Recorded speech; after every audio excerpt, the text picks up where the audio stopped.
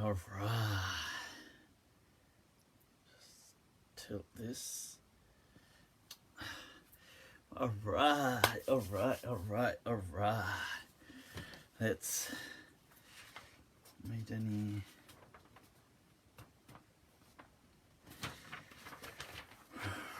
Right, so let me just share this.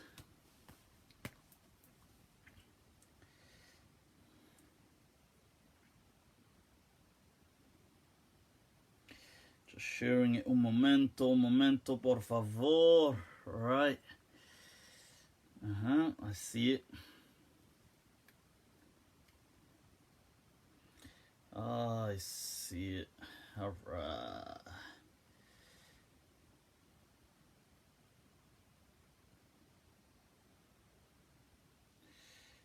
Alright. I see what's going on. Alright, just one moment, folks.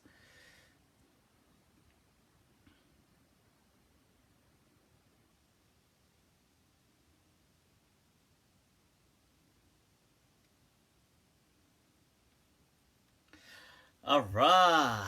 Inna alhamdulillah wa kafa. والصلاة والسلام على رسوله المصطفى وعلى عباده الذين ارتضى ومن بهداهم اهتدى وبآثار أهل المدينة اقتفى وبعد. Whoa, what's going on? Did that not get shared? Oh, it did. Alright, let me also go into the questions. Alright, أهلا وسهلا بكم ومرحبا. Khushamadid, Juan Ying, Layth, bienvenidos a todos a esta lección, people and above, and not forgetting swagatam. A shout out to, I can't read your name in Chinese, man. Alright, ¿cómo está? Alright, muy bien. ¿Y tú, what's up? Ayub, Amir, Adnan, ahlan wa sahlan. Bikum, folks. Salamullahi ala al-qawm.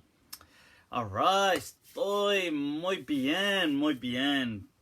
Right, people, what's going on, man? What's going on? Ya salam. I'll be taking some of your questions tonight. I did want to discuss as well. Alright. I did want to discuss Adnan, ahlan wa sahlan, Muhammad Aftan, Rash. Alright. Rash from Olympia Gym, people. Doing it. Anas, ahlan wa sahlan. Jupiter, somebody just said Jupiter. I got no idea what that is referring to. Right, so there's a few things I did want to also discuss today that this Joe Rogan kind of show on Islam, the dangers of Islam.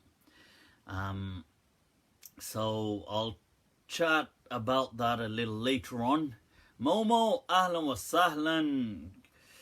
Amy, Solomon, Kavanj. Alright, so people, what's going on? Well, I went to Glasgow just to share some experience with you all, people. So this Saturday night we had a conversation event that went down at al-Andalus Center by courtesy of Ustad Javed. Alright, all the way from Glasgow. So he set it up at his center. He's got an amazing this whole place, really. There's so much in that place.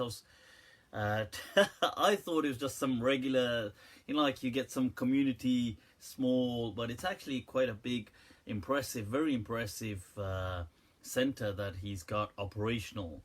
Ustad Javed has, named after the al-Andalus for the whole, the coexistence, the harmonious coexistence that took place in al-Andalus. And so we were there anyway. It was good. Got to meet some of the locals. Awesome. Awesome stuff. Gotta say, I do find I think the Scottish accent is it's good, isn't it? I don't understand half of what's being said, but I find it really it's got a I mean, obviously it's unique, but it's got a very kind of dynamic, attractive feature to it. Just being very my impersonation of it is going to totally make it just absolutely weird. It's like you got away with it, you don't got away. But it was good.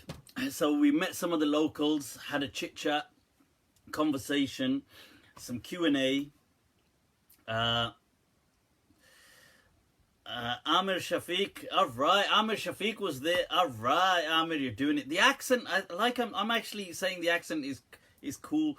Although, admittedly, I couldn't understand sometimes some of the things being said. I was like,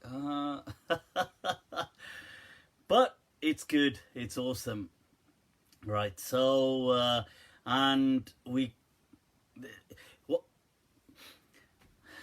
and I think there was a diverse, I don't know, I think the people that attended, it was good, like I said, to meet different people who I think they may not even necessarily agree with my way of looking at things always, but nevertheless they have that interest or that curiosity, or they would like to ask some questions, and that's good. You know, it's good to meet, it's good to talk. Communication is key, people. Communication is key. Right. We were hearing on communication that on the way back. So we had gone down. It was also me and some of my close friends, Shaban. Those of you that know Shaban, Abu Mu'adh, I don't know if he's on. I'll check if he's online, if I can see his thing at the top. Qasim. And so on the way back, whilst listening to some, just on communication, I just remembered listening to Jaun Elia, Sahib, and some of his kind of poetry that he read out at his. But there's on communication, he speaks about this is the calamity of humanity since time immemorial. So he says from Neanderthal man. He actually says that in his event, Jaun Elia. He says Neanderthal man se shuru karte hue. That this whole that human civilization has really just had one problem, and that is that nobody really listens. They don't really listen to what the other person is being said, and the other person doesn't truly say what they want to say. That this line of his, that ek hi hadsa to hai, he says ek hi hadsa to hai aur wo ye ke baat nahi kahi gayi, baat nahi suni gayi. And that this is the whole, that people just do not listen. What's this? For some reason I still can't open up the comments beyond the two lines. Bin tumhare kabhi nahi aayi, kya meri neend bhi tumhari hai. Wah, wah, wah, wah, wah. So, yeah, so I mean, communication is key, and it was good. I'll tell you, whilst we were at the event, what's interesting, I'll share this. In between, quite early into the discussion, I was given some drink, which turned out to be ginger beer. I did think, I was trying to figure it out. It had a distinct kind of, I don't know whether it was mixed with something or it had a different kind of flavor to it. So I was trying to figure it out, and I said, oh, is this the camel urine? And I was cracking some jokes.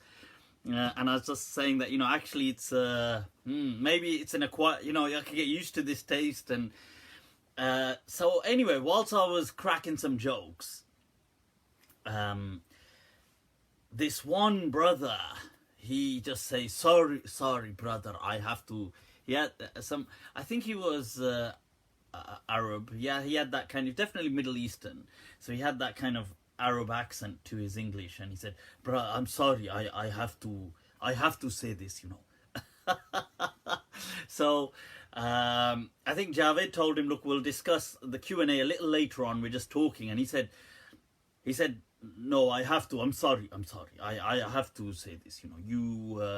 I'm sorry, but and he stood up and he goes, you seem to be laughing. You said this hadith of the camel urine, and you laughed. This you make the mockery of our religion. And he said, you laugh at the sunnah, and so, and then he just started walking. And for a moment, no, I'm joking. He just kind of, he did walk down, and then he just wanted to leave. And he says, I'm sorry, I cannot take this that you laugh at the sunnah of the Prophet, So, I said, and what sunnah would that be? And, drinking camel urine, is that the sunnah that you're speaking of? And so, I said to him, look, if you care to sit, I'm happy to engage you on this discussion. I'm happy to have and he said, I'm sorry, brother. If I cannot, Allah says that do not sit with where they yastahzi'una bi ayat, where they mock the signs of God. I said, and is the camel urine a sign of God? Is this I said, and first of all, that's talking about the Quran, and this is not the Quran. And in Bukhari, I said this hadith of Anas. I said this hadith of Anas that you're referring to. Bukhari actually brings both versions. One, we're omitting this. So I said, look, if you want, I said you don't need to, but if you want to sit down, I'm happy to engage on a discussion on this. But he was like, no, obviously, how dare he sit with deviants who mock camel urine, for God's sake. I thought, wow, all right. Talk about taking the... He was basically saying you're taking the beep with camel beep. So it's quite an ironic statement right there. Right, so somebody saying, look, can you... All right, people, that's what I'm talking about. So that was an interesting thing. Somebody said that, the Scots can't take a joke. No, I think generally people did have a reasonable sense of humor, and they did appreciate my jokes. I do have to remember sometimes that not all humans have been blessed with an equal sense of humor. as I'm often reminded. But nevertheless, somebody's asked, has Sheikh Yasir Qadi responded or replied? Not that I'm aware of. You're controversial. Hell yeah, Ziaul Haq al-Hashimi. Of course, controversy, I live the controversy, you know what I mean? I live, now what to do? It's controversial. So what else is going on, people? People have submitted some questions. I should take some questions of people. Where is the element of adab? No lo sé. Right, what's going on here, people? Let's take some questions. So, Pir Viqar al-Aslam, who, by the way, is from Kashmir, doing awesome humanitarian work there. I mean, he's from there as well. Jammu, I don't know whether it's Jammu, but Indian occupied Kashmir, that side. And he's asking, are tattoos haram? I've answered this before in much detail. And I've explained that tattoos are not haram, although they may be discouraged. And I've got a much more detailed response on YouTube. If you just search it, it'll be much. I wouldn't do the whole topic justice by just uttering a few sentences.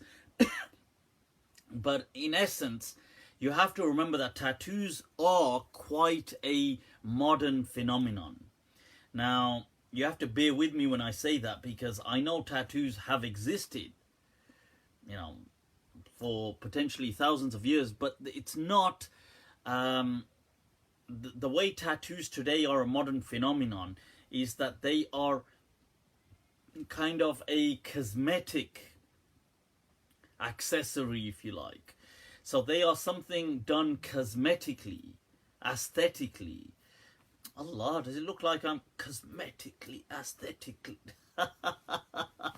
Why, rapping this out am I? So this is something that was not done in the past, okay, generally speaking. So people would brand animals, they would kind of use tattoos on them and have as a branding per se. They would with their slaves, or sometimes to disfigure, or sometimes over the centuries it became like a tribal sign, if you like, and some women may add certain dots as tribal dots on their faces, and that continues till today. So these things, they have existed like that, but in recent times it's become quite, it still has that element, so you get a lot of gangs using tattoos as gang signs. You get a lot of disfigurement with tattoos as well, so people tattoo up their face to look very scary, and those things I would feel are haram. So I do feel, and I've said before, that those things are haram. However, general tattoos, like where people would, have something, some kind of pattern or some kind of writing, or men or women, these in essence do not warrant any tahrim, because this whole phenomenon is modern. It didn't exist in the past like this. Like, people never used tattoos the way they are using them today. They did. So for this purpose, there isn't anything compelling to say it's haram, because it's not a disfigurement. And the hadith that people use about that the Prophet forbade and prohibited, certain women that do certain things, al-namisati wal-mutanammisati, and the whole hadith wal-washimati wal-mustawmishat, and it goes on and on and on and on. It mentions several, these women, al-wasilati wal-mustawsilati, that these women that will add hair extensions, that comes in the hadith, those women that pluck their eyebrows, those women that they kind of file their teeth and stuff like this, and those that use tattoos. So in that hadith, which is in Sahih Bukhari and so on, and the Prophet is cursing them, this hadith does not mean that. And the reason we know it doesn't mean that is because many ulama, including the entire Maliki madhab, for example, said that women can pluck their eyebrows, they can do these things, there is no tahrim. And that hadith was referring to women in their iddah, in their mourning, and not as in the morning, like when they wake up. Can't have a tattoo right now, I've just woke up, for God's sake. I can have it in the evening, but mourning as in M-O-U-R-N, to mourn the dead. So there is an iddah period that is known as ihdad or hidad, and during that period, women tend to avoid any kind of adornment or any kind of makeup and things like this. So that was a kind of social, it had a social element to it as well. So many of the Malikiyah said it was referring to that. So Dardir and al-Adawi and all these other ulama write on, and Tusuqi and other people, they write about this in their texts. Also, Al-Qarafi speaks about this, the great scholar, about how to say tattoos are haram. Is he kind of problematizes the whole thing, saying that if you say it's changing the creation of God, then he said, then technically so are other things. And you can't seem to, because he said if it's just for the purpose of, because if it's for the purpose of enhancement or beauty, then you can't say it's for making somebody ugly. And if you say, well, I know it's not making them ugly, but it's so let's say a woman had a tattoo of a rose or something like this.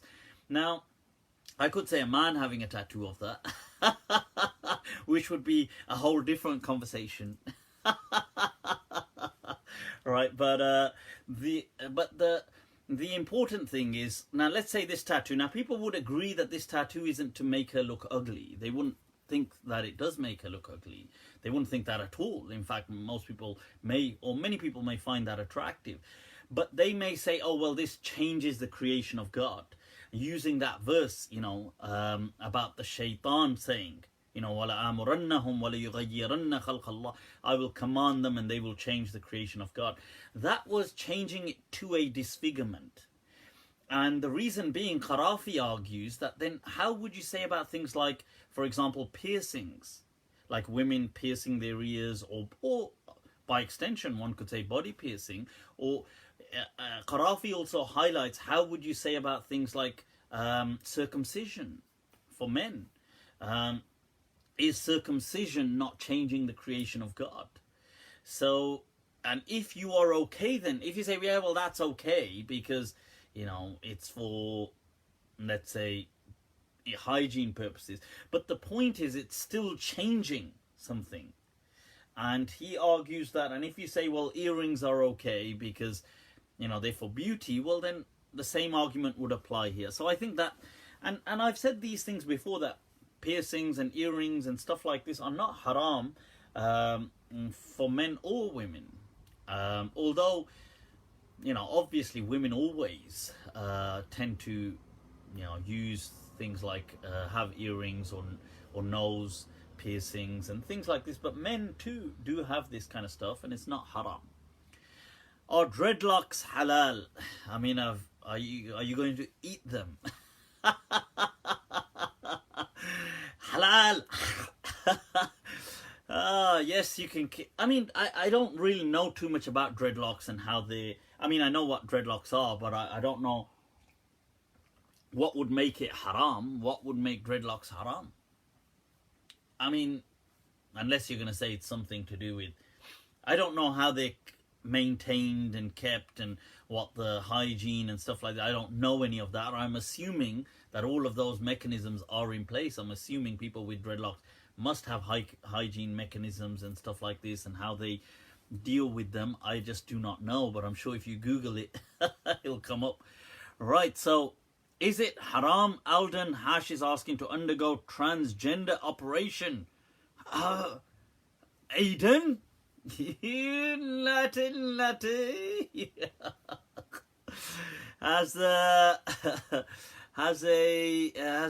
Are you speaking post-op?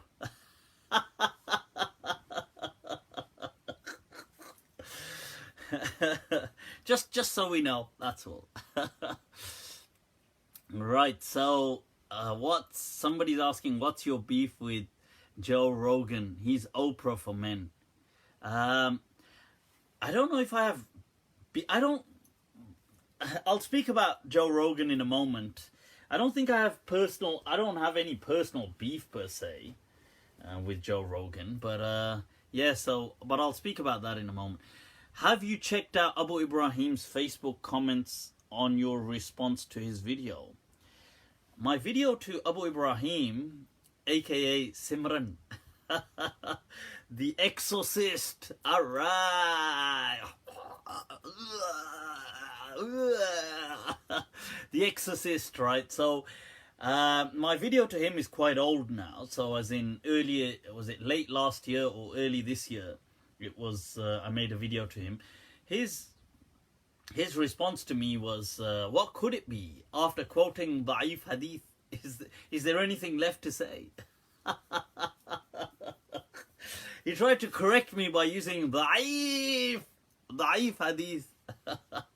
So there's nothing more to say really. So his response was something like, I'm not going to bother responding to this guy. He's a waste of time or something. I was like, well, by all means, respond or don't. You mean very little to me in my world, mate. So it's all good. In the Mutah, is it haram to kiss a girl before marriage? Ibrahim Gaya Chung Kang is making some confessions. I have done stuff. Toba, toba, toba. People, get him, chastise him. Are you trying to get? Are you asking, does Islam legitimize? You see, but I forget. Wait there, I've lost his name. Ibrahim Gia Chung Kang. Sorry, I don't know if I'm mispronouncing that, or is that a joke, or is that a real name, Gia Chung Kang? Is it? So if it is, let's roll with it. People don't always have legit names on Facebook. Ibrahim Gia Chung Kang says, I did it 2 years ago. You're counting the days. Yes, salam. Counting another day. You got like a tally chart. That must have been one hell of a kiss. If it left such an impression that that 2 years later, Ibrahim Gachin Kang is still, he's like, yes. Well, you see, the thing is, Ibrahim, I think Islam, generally speaking, doesn't allow these things. I mean, I've discussed this in much detail. I've got a clip which is on YouTube called Relationships, Marriages and Zina. I think that's what it's titled. And then there's a bit more detail in the subtitle about the challenges surrounding these things within the modern day and age for Muslims and Islam as it is currently being presented. Okay, so now what I had said is that, truly speaking, there are some very tough challenges that modern day relationships present to Muslims, and I'm not really so sure we have, as currently speaking, a system that caters religion as a whole. I think religions all probably don't have solutions to. I think Islam, I'm not saying Islam doesn't have a solution necessarily, but I'm saying Islam, the way we know it today, doesn't necessarily, like other religions, present a solution either. So this is left as a challenge, and that is that how do we know the compatibility in relationships, especially in the modern day and age? Somebody just wrote gremlin kiss. What is a gremlin kiss? Everybody right now is probably Googling that, thanks to I can't read his name, it's in Chinese. My surname is named after a mountain. Gia Chung Kang is a mountain of a man, people. It's a hell of a mountain, that's what it is. So, well, awesome. Right, so coming back to this discussion, it truly is a difficult discussion, because how do you know compatibility? How do you know whether there's going to be personality compatibility? How do you know whether there's going to be compatibility on an intimacy level? Sexual compatibility? How do we know these things? And today, for time, people haven't known these things. But the problem is, today the mindset has changed. And once the mind changes, it's it's like it's like it's born. You see, so it's like a baby being born. Now, once the baby actually breathes oxygen, there's no going back. It can't survive without oxygen. So once the mind kind of has this I don't know if you want to call it a realization or a thought that, look, I don't know, like, minds need to be the same, or I need this to be the same, or what is their personality. Once there has been this mind shift, the mind doesn't go back to just simple lifestyles of it doesn't matter. Like, well, I'm man, cousin, man, woman, family. It just doesn't quite cut it anymore. So people are now much more concerned about these other boxes and areas that they want to tick off. That is there some compatibility, is there, and what about intimacy or sexual compatibility, or even just on these little things as our brother Ibrahim was much concerned with, kissing or any of these things. I mean, how would you know whether there is compatibility or there isn't? Because not all things, not all people, not all experiences will be felt the same. And so, is there a solution? Currently, as generally religions are being presented, there doesn't seem to be a solution. Somebody said, what about mut'ah? Well, I mean, okay, in Shia Islam that does exist. And in Sunni Islam, I think the concept does exist. I think mut'ah is not haram. Contrary to popular opinion, but the great Maliki scholar Ibn Ashur and other people have highlighted that it's not haram. However, sorry, I just thought, but so however, but maybe, but nobody, scholars are not dealing with these challenges. Everybody's just saying, tough luck, just put up with it. And so I don't know, maybe if people rose to these kind of discussions, to these challenges, in general, it doesn't just have to be about relationships, but this is a key thing. What are your views on some Muslims getting married in church because of his foreigners' wives? Ahmed Weiss, because of his foreign wives. All on the same day. All of them, lining them up. And the priest says, in unison, please, we do. He says, I do. And they say, we do. We do as well. También. Right, so what is the difference between Mutah and Misyar? I've covered this before. My wife had very hairy legs. I seriously considered divorce. Really hairy. It's got like this all over the... Yeah. Today we have made... She had seriously hairy legs. Would you mind? Would you pass me the brush? I need to brush my... Oh, god damn, everybody's just picturing now what seriously hairy legs must be like on a woman. That's like, what the hell? What the hell is going on? Well, she needed some serious hair elimination, waxing, I suppose, or I don't know, whatever, at an industrial scale, I guess.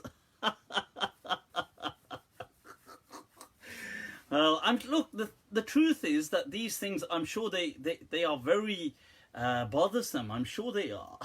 I'm sure if you're like, you're right, bro. Bro, you want to go to the gym later on and spot me?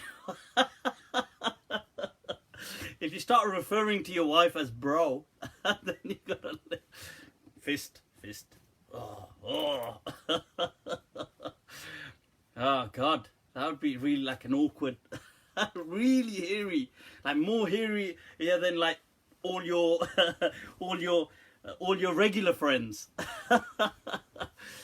But I think that, look, people need to work on these things. They need to understand that aesthetics is important in a relationship. Looking good is important, of course, undeniably. And I think most people, I don't know if this will come across, people might say sexist or not, I don't know whether it comes across, but men are incredibly visual. So especially when it comes to sexual kind of that angle, so they're very visual. So I think the sight of hairy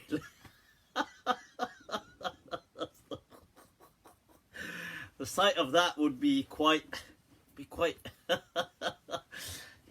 so I think people can work on these things. They can and other things, whatever's bothering people in a relationship. Likewise, Amy said women are visual too. I mean, they are absolutely. I mean, women are not blind either. So, you know, if a guy is completely out of shape or just sitting there like pot belly and just, you know, I'm sure that is not a sight for sore eyes. It's not the kind of thing you want to really take a look at and think, oh God, what the hell happened to you? It's like, so I think people need to work on themselves to always keep themselves in good, and look, and remember this, by keeping yourself always presentable or trying to keep in good shape, or trying to keep, you will feel better. You will actually be rewarding yourself. Mogul said divorce due to follicular incompatibility, that she's got way too many follicles. And he hasn't got enough on his head.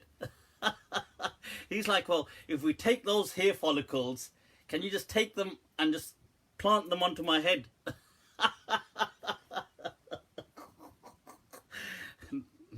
The hospital are like, what? So everybody keep yourself. Yeah, I think absolutely people should always take whatever they're into, you know, whether it's just general health, whether it's and it doesn't have to be things like you have to be like pumping weight. It could just be people are into cycling, jogging, anything, you know, just keeping healthy, and it rewards you as the individual. You think positively. You're actually happy a lot of the time, and so if anything, you owe it to yourself. Yeah, and I think Muslims have this. You know, it's like somebody told me. I heard this. I mean, the person who said to somebody else, but I heard this recently. That person said, "Well, oh, you know, one guy said to the other, whoa, they haven't met for a considerable while." And he said, whoa, have you been, what the hell happened to you? The guy's like pot belly, you know, like, oh, disheveled, just looking a mess. As in, I'm not saying he looks like he's homeless, but he just looks like he can't be bothered. And he said, yeah, what? And he said, well, I'm married. I've been married for several years. What do I need to do now? Like, why do I need to, you know, basically, it's not like I'm trying to pull women. This was his kind of response. And I think that is a very disappointing response. Highly embarrassing. It is nothing but just, you know, asking for, like, it's a very pitiful response. What does that mean? That, oh, if a person is looking, first of all, you owe it to yourself, then you owe it to, let's say, your partner, you owe it to other people. Just take care of yourself. And there's a hadith, a beautiful hadith, where the Prophet ﷺ said that Inna Allah yuhibbu an yara athara ni'matihi ala abdi, that Allah loves to see the blessings that He has given to His servant, man or woman, visual upon them, apparent on them. So He likes to see that they are taking care of themselves, they are wearing good clothes, they are wearing, whether it's jewelry or whatever they want. But the point is that He wants to see the blessings that He's bestowed upon them. Right, John Snow is asking, on so many, do al-Azhar scholars have isnad? For God's sake, we're having such a conversation here about relationships, and Jon Snow's like, but no, do the al-Azhar scholars have isnad, or have I been betrayed? Jon Snow, relax yourself. I'm sure some of them do and some of them don't. There you go. Al-ghuslu amana bayna abdi wa rabbik. Huh? Al-ghuslu. What does that even mean? That taking a bath is an amana, a trust between the servant and his Lord. I've got no idea. Muhammad Zahir Wani, whatever it is you're smoking or drinking, maybe you want to share it. Ayub, what should scholars do to provide an answer to relationships? Well, they need to have a bit of courage, and they need to start thinking out of the box as well. Views on interracial marriages and cultural restrictions. Interracial marriages and cultural restrictions. Maybe link this with problematic. Yeah, I'm sure. I mean, I don't think there isn't, in my understanding, there's no problem in interracial or, marriages or relationships or intercultural and intercultural as well. I think it just depends on the people. If people like each other and if they feel things can work, then it's worth a shot. It may not work. But then, I mean, a lot of things, I remember has it been a few years now? 2 years, couple of years? Maybe it's been about 2 years or 3 years. I remember I was called to an event in not Amsterdam, but in the Netherlands. I think it was in Rotterdam. And so we went to this event, and at the event, they, were speaking about loads of things, and there was also a few other speakers and scholars there, and right, and there was also another British Mufti as well. You probably know Mufti Mangera, Abdurrahman Mangera, and he was there as well, and there was some other people as well, and then there was a Q&A, and one of the questions that was presented to Mufti Mangera Saab was that would you recommend that people that in the Netherlands they have a mixed community of like Turks and Arabs, maybe North Africans and North African Arabs maybe, and other people too, but would you recommend a kind of people being from different backgrounds, different ethnicities, and intermarrying? Would you recommend that? So I was really surprised to hear at the time Mufti Mangera, because that was pointed at him, the question was not at me, and he said, well, no, I would advise against these things. And he gave his opinion, and his opinion was because cultures are not just two individuals, they are families marrying into each other. And that he gave his own experience, and he said, well, how does he said, well, him and his own wife and how she communicates with his family and stuff, and that wouldn't have been possible unless they knew the same language and they were from the same culture. And he gave some examples, and I was really disappointed. I'm gonna be honest, I was really disappointed by that response.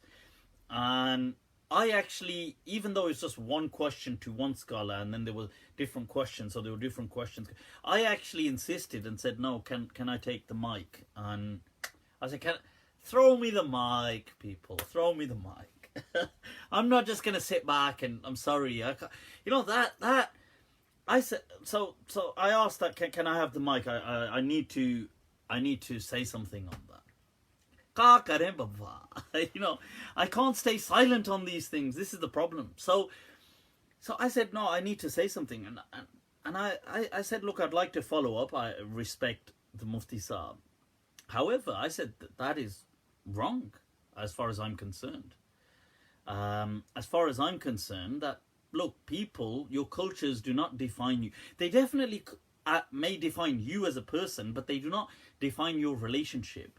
And it is true that, yes, there may be cultural barriers, but if a couple feel that they can get through something, then it is their choice.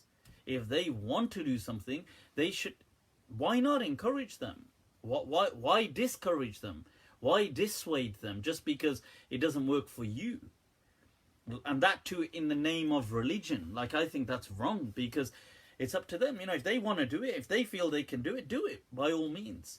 And if it doesn't work, it doesn't work. If it works, it works. Alhamdulillah. I said, look, there's many people who are so from the same culture, same extended family, same clan. In Asian families, some are even cousins. They might as well be brother and sister.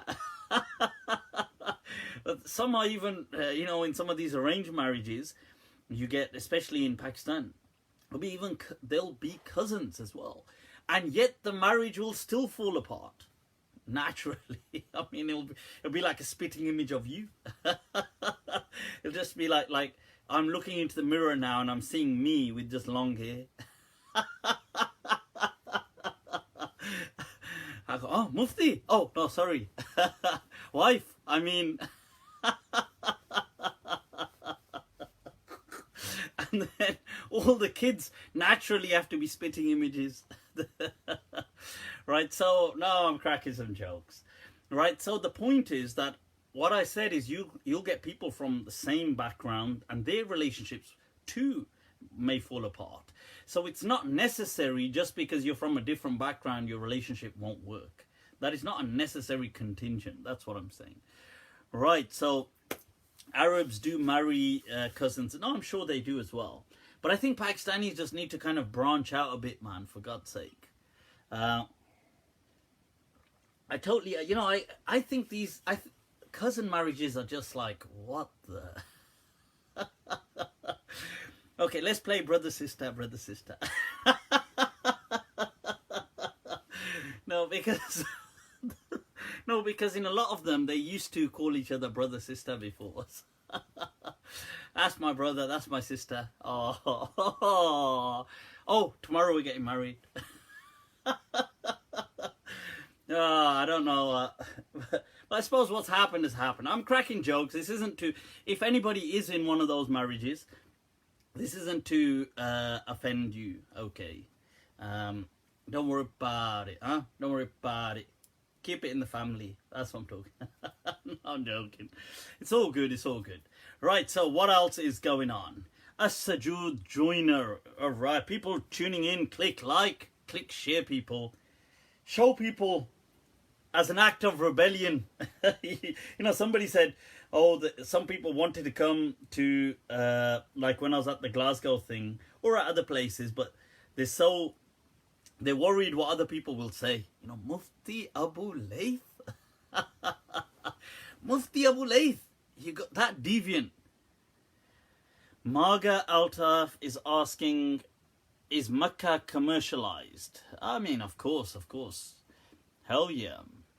Desi family rivalries cause so many problems. Hell yeah. Find a second wife out of the family. Frody Frubry is saying. Well, that's going to bring the first relationship to an end. Makkah is definitely commercialized. I think the whole world probably is. Look, Makkah...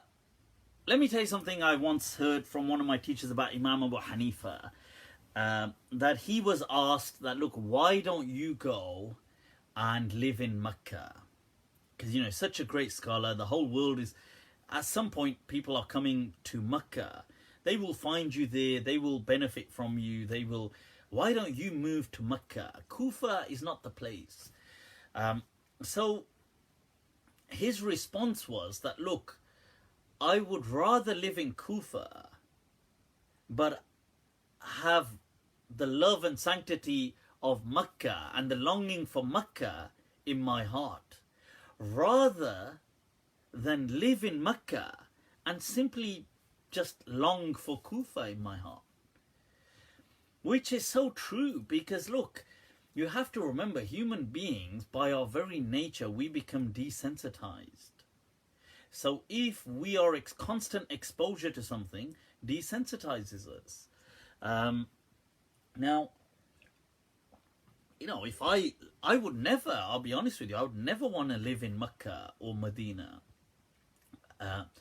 just because of the kind of sanctity that I want the cities to have in my heart. Like, I know me living there, Toba, Toba, Toba. Kaaba kis muh se jaoge ghalib, sharam tumko magar nahi aati. That, I couldn't live in a sacred place like that. I mean, I'm not worthy of places like that. So the truth is that, look, if I lived in a place like Mecca or Medina, and my kind see, just my mind my mind is too if you look into my mind, it's like, I don't know, like, even it's so, there's so many, I mean, age restriction is so high as it is to just look into my mind. Life would never, if you looked into my mind, there would be things you just could not unlearn. You'd be like, how do I unlearn that? So you see, the sanctity would go naturally because you'd become desensitized and you're a normal human being at the end of the day. And you'd want to do things like if they had a cinema. Look, somebody's saying if they had a cinema in Makkah, but let's be honest, I'd want to watch TV.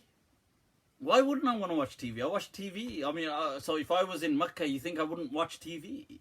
You think I wouldn't get up to the normal stuff that you get up to? You think, like, you wouldn't, so, and then you'd be doing that in Makkah, and then you'd be doing that in Medina, and then they'll just become normal places, like they are for the people that live there. And then, because everybody's then just worried about regular life, and you're worried about how do I earn a living, and, business, and should I open a shop, or should I run a hotel, or should I do this, or should I do that? And then it's just dealing with public and frustration and money, and it'll just be like life anywhere else except you're in Makkah, and then Makkah becomes commercialized by extension. I'm not saying that the commercial amenities are a bad thing, because when people go there, I'm sure they appreciate the commercial amenities. I'm sure they do. The clock tower, is heartbreaking. It's very disappointing. I mean, it's there now, alhamdulillah. It's just disappointing to me as an individual to see that the Saudis felt they needed a landmark in Mecca other than the Kaaba. I mean, why would you need a landmark in front of the Kaaba when that is the landmark? You understand? And so, but khair, I mean, I'm not trying to judge people. I'm just trying to say it's disappointing a bit. But that said, it is the way of the world. But the clock tower is also a hotel. Fair enough. I mean, it is a hotel. I get that. And I'm just saying that the way they made it to kind of be the tallest building there was around there, and to kind of, I don't know, just out of tradition, I felt that, look, like, like, cities can have their kind of traditions. There's nothing wrong in that, that the minarets of the Kaaba are the tallest thing in that surrounding. There's nothing wrong in that. Let's take Birmingham as an example. I mean, or any city within the UK. I mean, if you wanted to build something, you have to take council permission, and the council construction permission usually has to look at what you're building. Does it harmonize with its surroundings? And so if you're building a particular building or a certain house or certain things, that it must in some extent harmonize. It can't be absolutely shockingly kind of an anomaly. It can't. So councils have their rules and places have their rules, and I think there's no harm in Makkah having its rule that, that the buildings, because you can make multiple buildings, that the minarets of the Kaaba should be the tallest. That's just out of a sanctity and respect. But khair, I mean, the minarets, I understand that they just have been made later on. They weren't there in the time of the Prophet. I get that. But cool. So should non-Muslims be allowed into the Haramain? I believe that non-Muslims can go. to, although today they can't go. Although today they can't, even if they wanted to, because of Saudi restrictions. But I believe that Islamically speaking they could, and the verse of the Quran, فَلَا يَقْرَبُ الْمَسْجِدِ الْحَرَامَ بَعْدَ عَامِهِمْ هَذَا that إِنَّمَا الْمُشْرِكُونَ النَّجَسِ was more about what they were doing in the Kaaba was najas, was impure, meaning, and it was a symbolic impurity.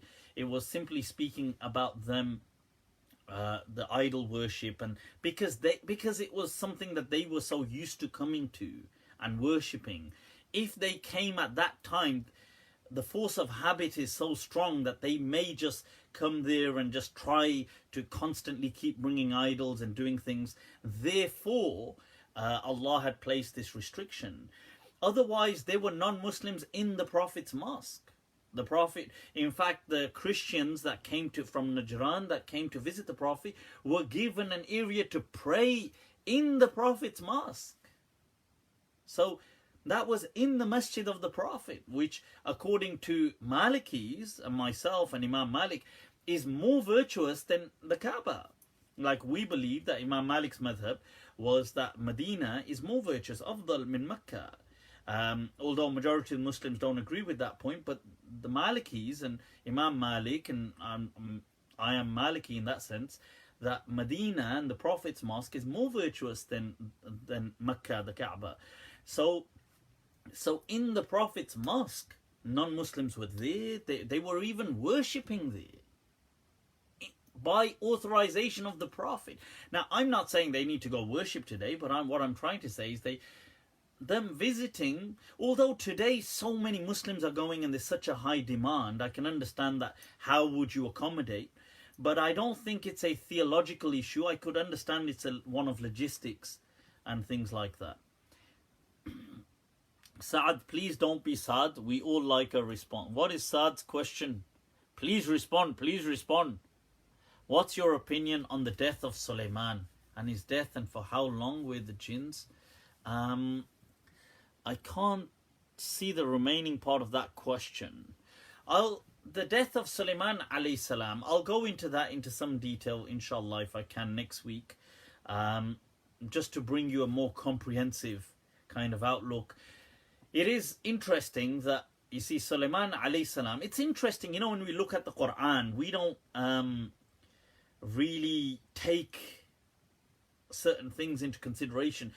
Because when you look at Sulaiman alayhi salam's lifestyle, now the Quran speaks about Sulaiman and having made for him, as part of his prestige, was he would have great statues.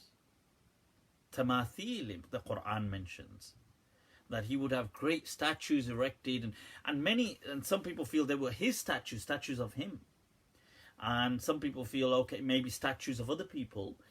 And it's interesting how we've gone from, obviously today most Muslim, or many Muslims, can't tolerate anything like a statue or an iconic figure, and they feel everything is categorically haram, haram, haram. Figurines are haram, statues are haram, images are haram. And yet here is a prophet of God, Prophet Solomon, who has huge statues built for his court. And that's just unnecessary. Like, you don't even need statues in a court. But yet he did. He had this as part of his kind of majesty. And I think that's amazing, and that we don't reflect. And that's mentioned in the Quran. وَتَمَاثِيلَ وَقُدُورٌ رَاسِيَاتٍ. And he had these big... And that's all kind of describing his glory and majesty and his kind of sovereign rule and stuff like this. But I'll go through that inshallah in more detail, because I think there's a lot of misunderstandings surrounding Sulaiman alayhi salam. So I'll cover that in detail, about things like people feel that he could speak to ants and stuff like that. That's not true. And it didn't mean that, the verse about the ant and stuff like this. And I'll go through the different definitions of what that means, the general understandings of that. That was more either a vision being shown onto him, or it was a depiction. It wasn't a real, like how people are imagining today. And people think Sulaiman alayhi salam used to fly in the clouds, and he used to have like a throne that flies around.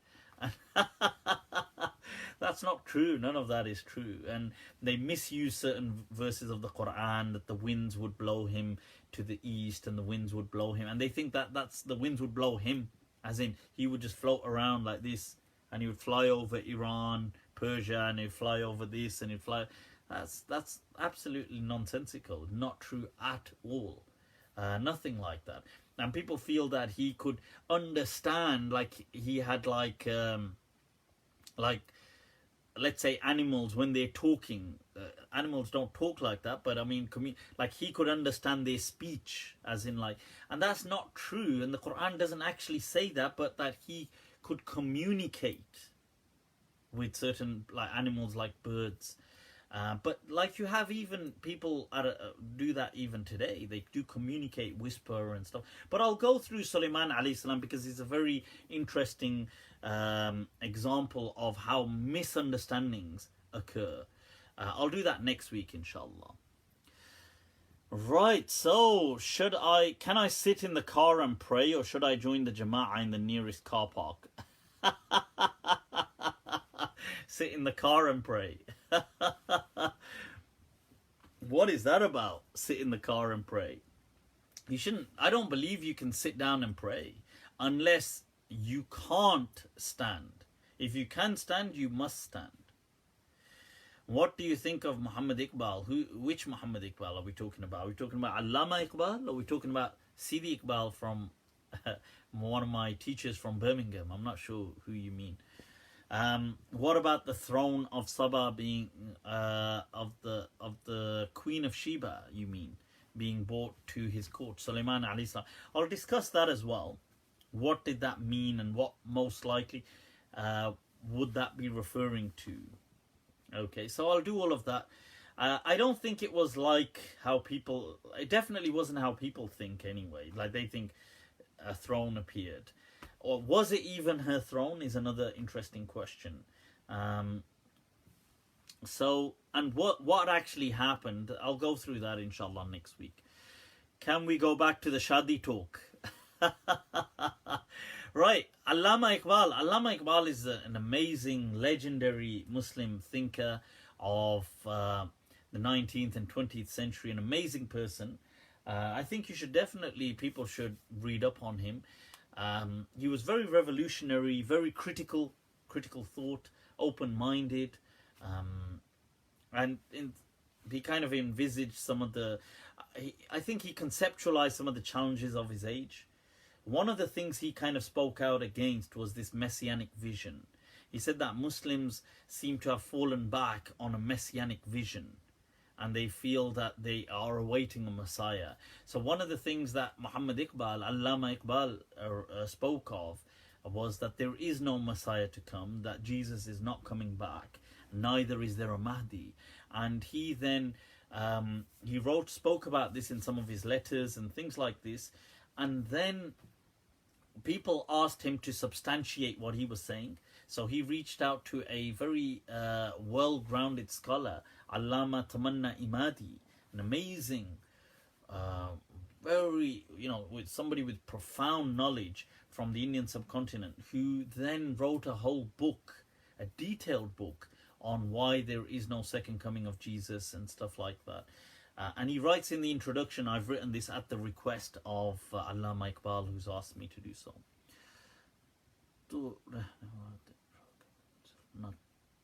Right, okay. Shok manzil nakar kabul, Allama Iqbal. Have you heard of Nusrat Fateh Ali Khan's Shikwa and Jawab Shikwa? Of course, Shikwa and Jawab Shikwa they are the poems of Allama Iqbal, who speaks about the frustration Muslims are going through, and they're kind of complaining to God. And they're telling God that, what the hell is happening? And then people called him a kafir, so he wrote the Jawab Shikwa, which is the response. What was the book called? Which book? The book again, that there is no second coming. The exact title, I know it's to do with that there is no Nuzul Masih, but it's in Urdu.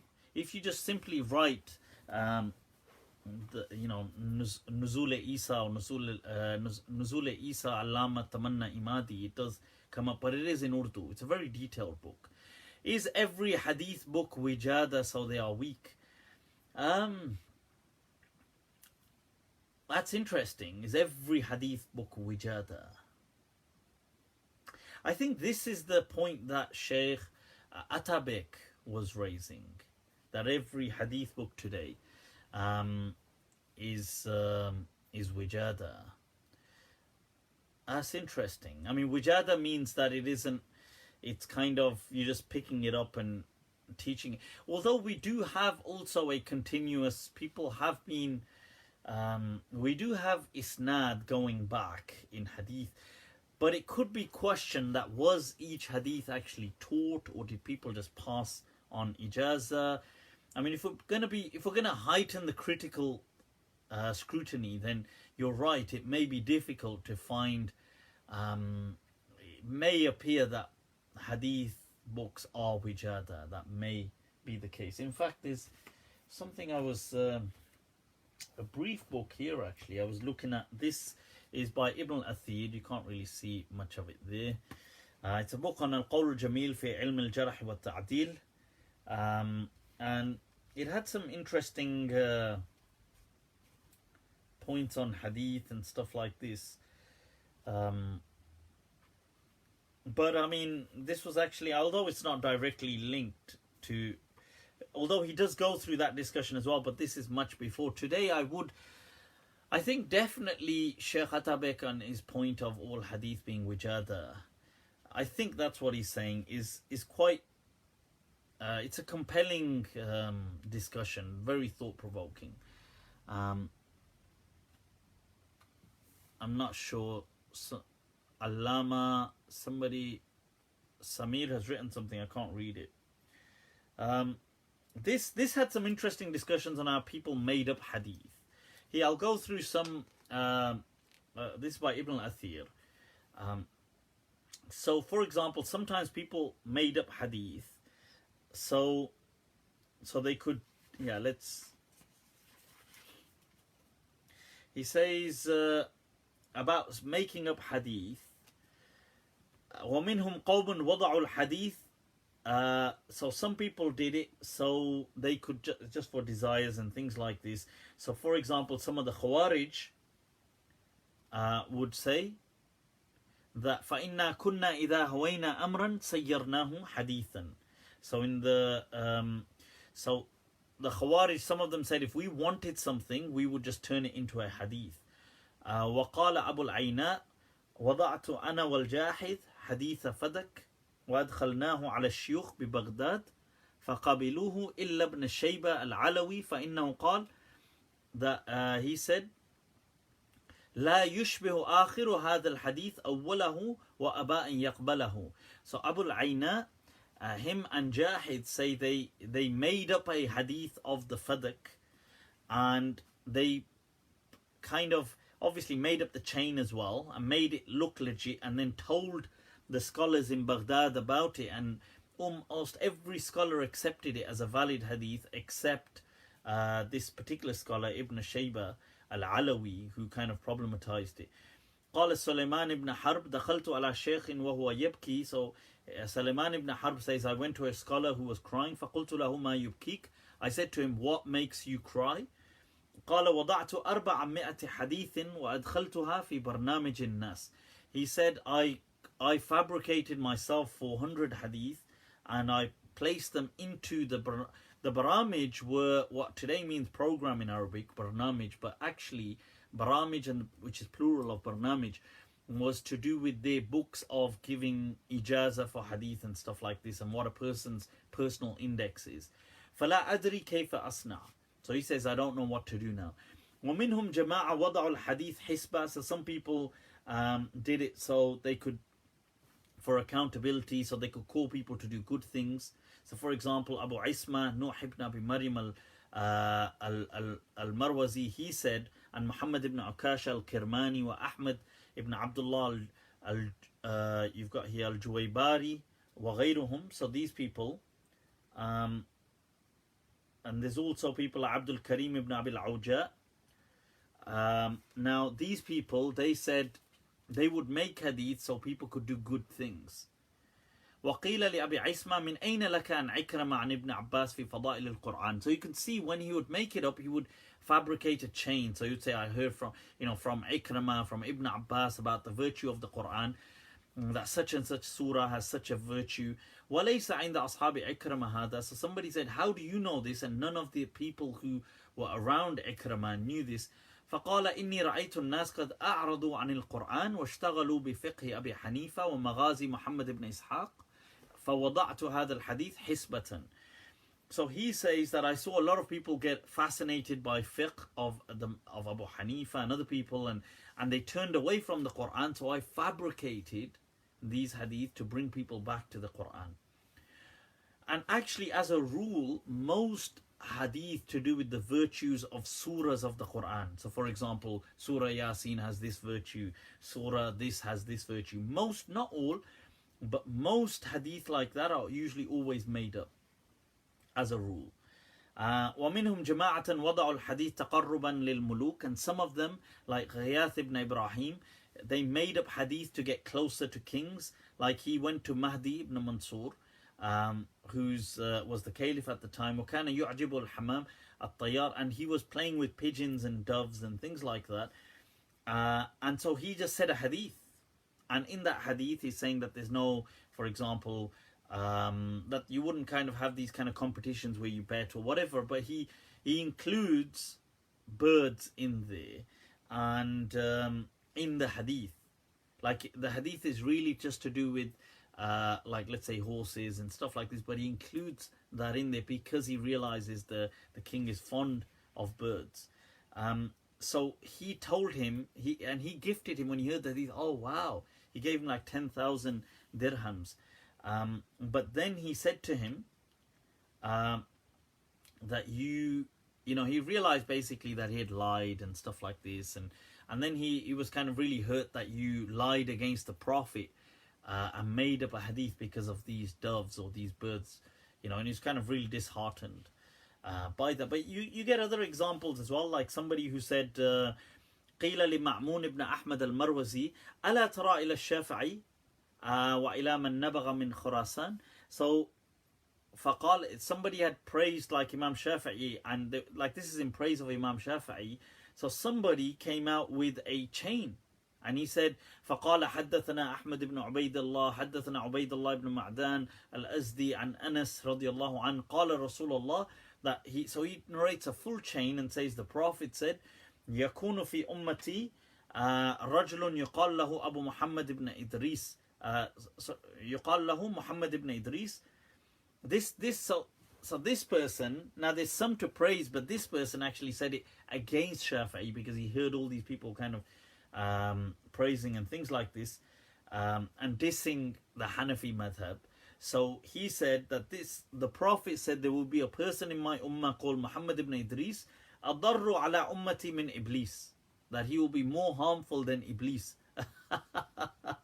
ويكون في أمتي رجل, there will be a man in my ummah يقال له أبو حنيفة, he is called Abu Hanifa, هو سراج أمتي, he is the lamp of my ummah. So that's amazing, you get these kind of and there's other examples as well, and this kind of goes, it's an interesting small, it's not a big, very brief kind of book by Ibn al-Athir about Jarh wa Ta'dil, just something I was looking at. Right. Adhad ala ummati adhad. Yeah, this riwayah says adar, but I think there's other maybe riwayat as well. Right, so, but they're fabricated. Right, what are some other questions? Let's take some questions, people. Or shall I go through, I'll tell you what, let's go through this Joe Rogan thing and then I'll take some questions. So basically, look, somebody sent me a link to Joe Rogan's show called The Dangers of So The Dangers of Islam. Now, yep, Joe Rogan it is, yeah? Am I And let me just see if I can bring up the... Just going to bring this up one moment.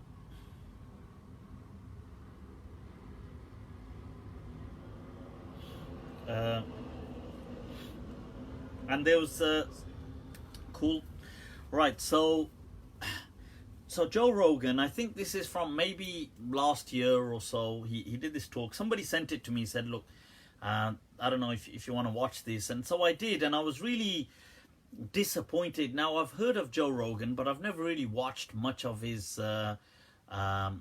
stuff. This particular podcast that I did listen to, I was really disappointed by it.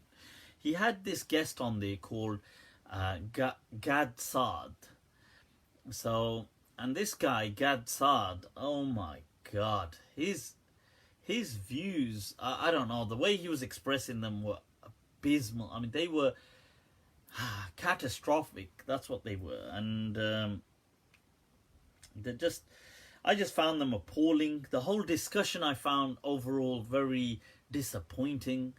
And it was really about the fear of Islamizing the West. And Joe Rogan kind of begins and he goes off and he speaks about how today, like how people are shying away from having a conversation about this. And what the conversation ought to be about is the fear, which he feels is the rightly so, that the justified fear of Islam in the West. That we ought to be very afraid of Islam. And I just found it so hypocritical, the whole discussion, the whole, and his guest. I did share the link as well.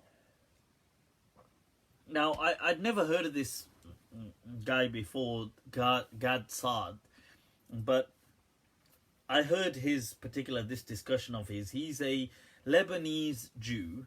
I don't know, he still identifies as a Jew, although not religiously, I think, or generally speaking. So the gist of what they were saying, so I'll give you the gist and I'll go through some key issues they highlight. So the gist of what they're saying is that, look, Islam is a threat inherently to the world and definitely to the West. And people are being too soft on Islam. And Joe Rogan pretty much,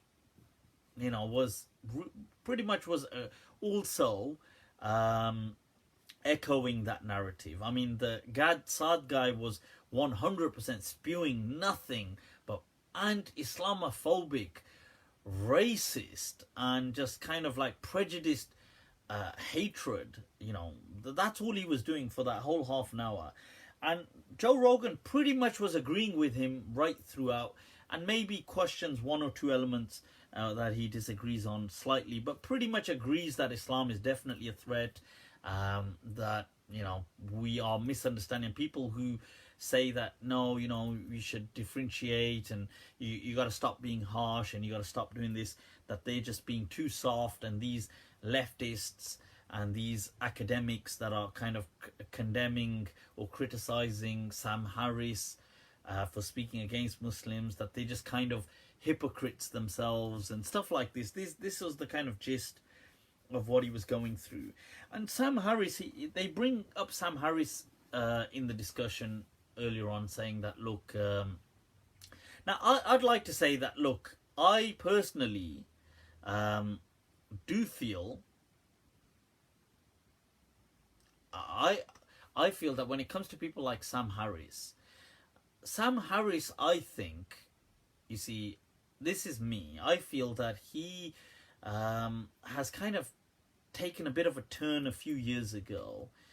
I could be wrong, but I've heard a lot of things of Sam Harris, and I must say there's a lot of things I like about Sam Harris, and there's some things that I abhor, I hate, and but this, I feel, I could be wrong, is more so in the last few years. He seems to have taken a kind of very bitter, almost like a burnt out, hateful kind of angle towards Muslims recently.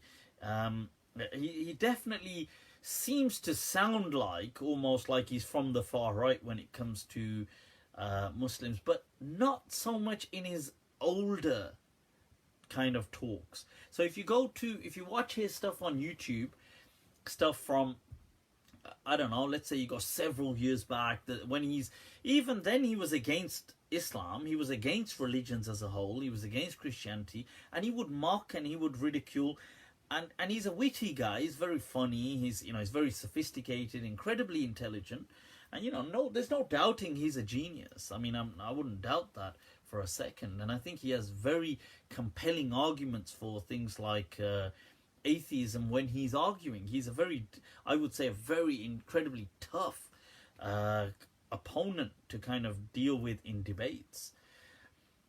That is unquestionable.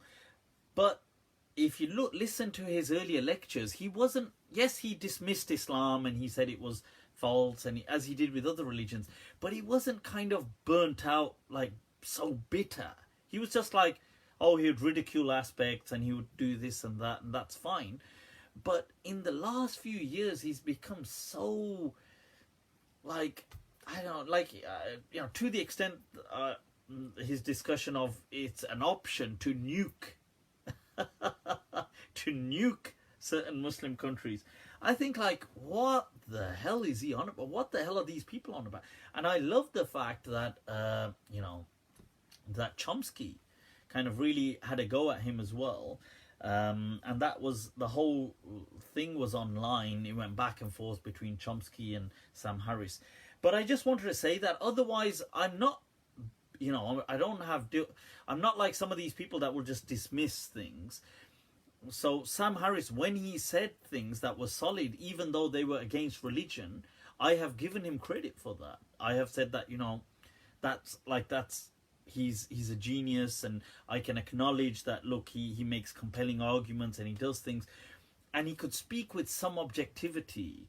But in the last few years, he seems to have become just, I feel like, overwhelmed with hate.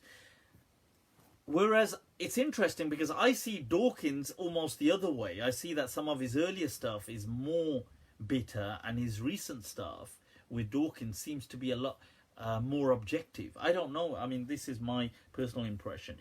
But coming back to this discussion, what they were trying to say, so they repeat throughout this dialogue on several occasions, look, Muslims are good people. So they say 99% of Muslims, I'm just quoting their podcast, both Joe Rogan and Gadsad say that, look, 99% of Muslims are just good people.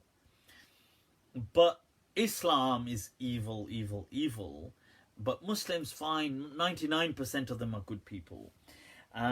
However, they highlight things like, one of the first things that Joe Rogan says is that, the Islam, when you look at it throughout the world, it is testament that it is oppressing people.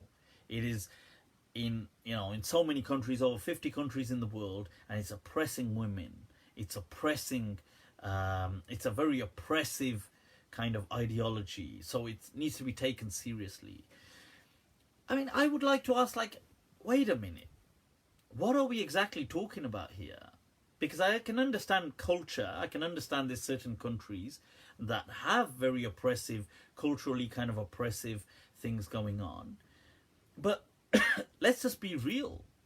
To say this is Islam, wherever it's found, you see a violation of human rights, that's not true. Doesn't China have an abhorrent record on human rights? We don't see you speaking out against China. I mean, it's not the number one threat all of a sudden. Russia has what is deemed internationally just a casual observance of human rights. It can openly challenge. Russia challenges the human rights courts. It challenges certain things. The whole, but yet there's no issues when it comes to Russia because everybody's afraid of Russia. Russia can shoot down a plane, killing almost 300 passengers as it flew over Ukraine. But yet they describe the process as, this is in their words, a complicated legal process in trying to do something with Russia. But if it's a Muslim country and there's human rights involved, it's just Islam and it must just be Islam and everything is so evil. And I'm not saying that those things ain't wrong, but what I'm trying to say is, why the double standards? Women, they say women. Take Asia, one of the largest, populations in the world. India is the rape capital of Asia. Over statistically 106, statistically anything between 90 something to 106 women are raped daily in India. That's what their statistics showed. I mean, that's not just like, you need to oppressing them as in cover up and think. That's raping them. Where is yet that's not said, this is due to a fundamental inherent problem with Hinduism. And I don't believe it's a problem of Hinduism. I believe it's a problem of the people. But yet, there is there's, something's happening in Sudan. It's a problem with Muslims. No, sorry, it's a problem with Islam. Something has happened in Afghanistan. Something's happening in China. It's not a problem of their, whether it's Taoism or whatever. It's not a problem. Something's happening in India. It's not a problem of Hinduism, per se. Even though one could argue that Hinduism gives, it speaks of certain things. It doesn't say that you can do these atrocities to women, but it gives people places in society. It makes certain people untouchables. It makes certain, and that could contribute to that kind of sentiment, one could argue. But no, and I agree that it's not the religion at fault. But what I'm saying is, this whole talk just went on bashing Islam, saying that, Islam is this because, and Gad Saad said, look, wherever you find Islam is, he said, I think I put his quote down somewhere. He said that, I can't see. But he said, Islam does not make a good neighbor. This is what he'd said. That Islam does not make a good neighbor. That was his kind of quote, because he said, wherever there is Islam, he said Islam has problems with Buddhists, Islam has problems with Jews, Islam has problems. Now the question is this, that look, when we look at these things, Islam is not a person. Okay, to constantly say Islam does not make this, what you mean is Muslims. And yes, there are, he quotes 56 countries in the OIC. Now, 56 countries is a huge representation of the globe. I mean, it is a significant representation. So wherever you will find people, you will find problems. So when you have less people, they will less so represent the problems. And so you couldn't expect, naturally, if I get a tiny portion of people in the globe and I say, there aren't so many problems coming from a particular, let's say Sikhs as an example. One could say, the Sikh faith hasn't caused so many problems and so on. I know some people could question that in terms of, but my point isn't to problematize. I'm just saying somebody could say, look, the Sikh faith hasn't done this or done that or done whatever. But then the Sikh proportionality is so small in the world. And here you've got 56 countries in the world that are Muslim. So wherever there's people, there's problems. Now those problems are not universal throughout Muslims, but you may find certain things happening in Afghanistan. And he said Buddhist, and I couldn't believe the audacity. I mean, Myanmar, the whole Rohingya crisis that the Globe picked up on, it was in the BBC, the US state declared it a genocide, that it was a genocide in place, that's what was taking. And it was described as a textbook genocide of the Rohingya Muslims. Yet that isn't, so when I heard this, I was quite kind of upset that what seems to be happening appears as though it's a very professional or kind of semi-professional, very objective discussion. And it was just a pure onslaught, really, against Islam. And it was just shocking. And I thought, and one of the things they said, and I wanted to highlight this, they said that, look, and they repeated 99% of Muslims are always peace-loving and stuff like this. And they said there is no distinction between Islam and Islamism. And Islamism, in fact, this Qad Saad, his words were that moderate Islam is simply people who do not, moderate Muslims are simply people who do not take their faith seriously. And radical Islam just means taking Islam seriously. And I thought, what a ridiculous statement to say. What does that even mean? How can, if Islam is a concept, right, let me get this right. If Islam is a concept that is lived, breathed, discussed by Muslims, and then you say 99% of Muslims are peaceful, that absolutely contradicts your first statement. Because the concept is only kept alive through the people. Muslims are the people. I mean, they are the people that have kept the discourse of Islam alive. So to say, well, no, but 99% of you are fine, but really Islam is the vile poison. This one problem, but that doesn't make any sense. And then I understand this person, he spoke a bit about, he said, look, I was oppressed his family were oppressed in Lebanon. And he said, and constantly there was this, this hate rhetoric of saying, scaremongering, that, oh my God, within a few years, Europe is going to turn Islamic. And America is going to become Islamic.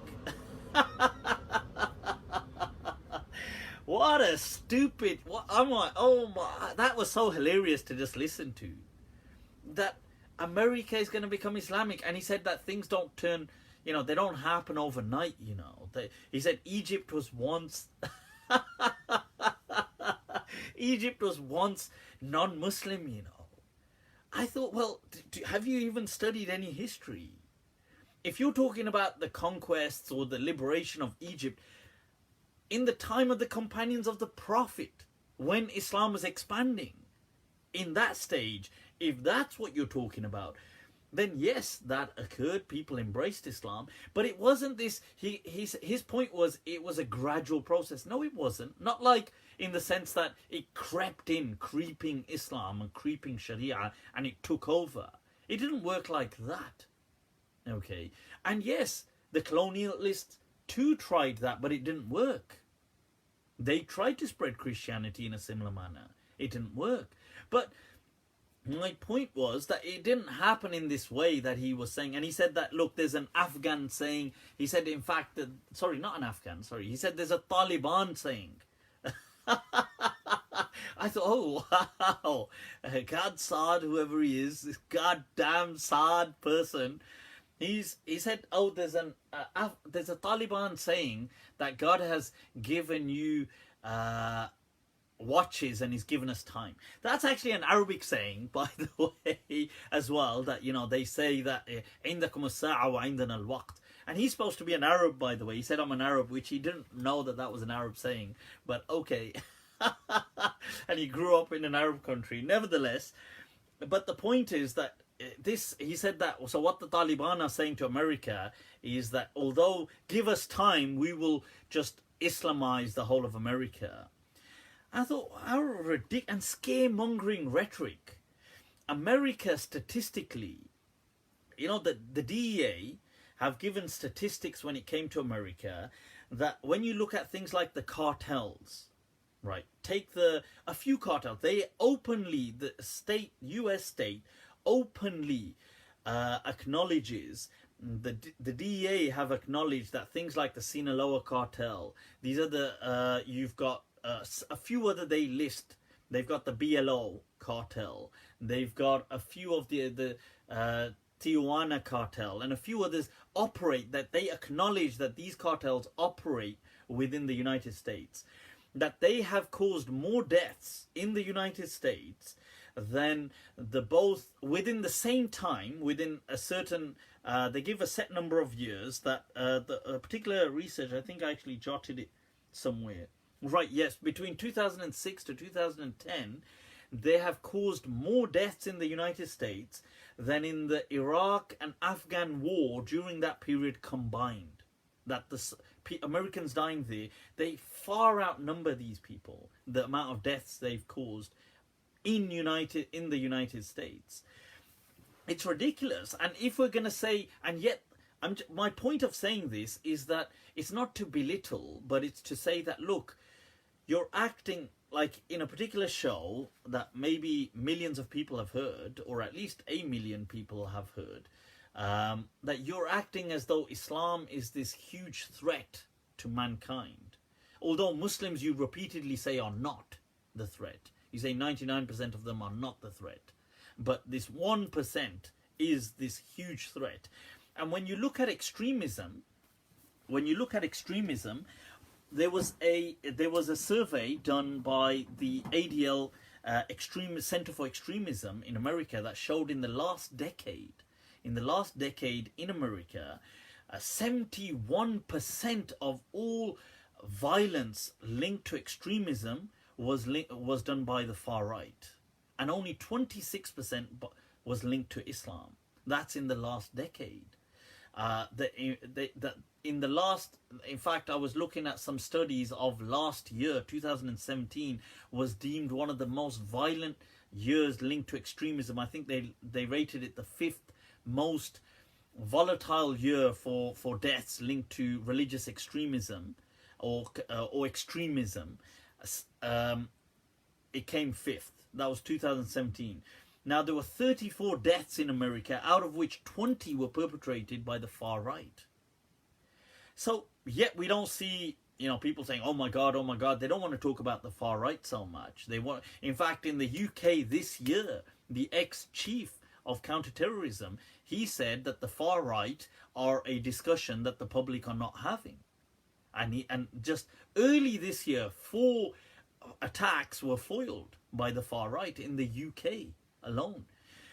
This just goes to show some kind of statistic. And the reason I'm saying this is because I accept that, yes, there are certain Muslims that do carry toxic kind of ideologies. They do carry this. I'm not denying that. And that needs to be addressed. But to say that that is Islam, and anybody who's making a difference, he said anybody who's making a difference between Islam and Islamism, or people trying to impose Islam, is just, basically, they're just lying. Because Islam, yes, it has a spiritual path, but the other path really is about forcing people to be Muslim. And unless we're going to talk about this and do this, and he had a very interesting, there was a discussion on immigration. This was really interesting. He said that we should not allow any immigrants into this country that are from Muslim countries because it's a threat to our way of life. I mean, here is an immigrant himself sitting there who still has an accent. I mean, he's from the Middle East, for God's sake. He's an Arab, he's Jewish. He has an accent. He's there saying that immigrants should not be allowed. And then Joe Rogan says to him, at that point, Joe Rogan plays the devil's advocate and says, well, okay, but, there's a lot of atrocities. How do you turn people back like that? And he says, well, okay, I accept that. But in the Middle East, so he uses Syria as an example, Joe Rogan does. And so this Gad Saad says, well, okay, but we go with the most vulnerable first. So Yazidi women and Christian women. But we don't let any Muslims in. And which is just pure fascism. It's just discrimination. And fair enough, Joe Rogan says, but don't you think that's discrimination? And he says, well, okay, I guess so, but okay. And he uses it, and these are his words. He says, okay, we let them in, but they must reject every syllable of any value that goes against our values. And everything before they come in to this, and then we can let them into this country. And I would just like to say, well, what do you mean by our value? What are our values? What does our values mean? Because look, I agree with people when they say that human beings should have freedoms, that we can't persecute people. We can't for their beliefs. I agree with this stuff, that we can't persecute, for example, people, apostates or homosexuals or anybody like this. That, you know, we should be against homophobia. We should be against misogyny. I agree with all of this. But are you telling me that in the West, people themselves don't have these views? Are you telling me that there's many homophobes within the West? Am I wrong?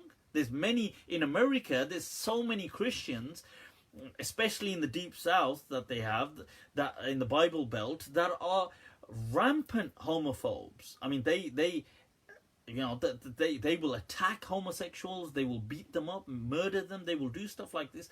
They will kill people that are pro-abortion. They will. Is that? I mean, are you? What is our values? There is no homogeny. That's my point.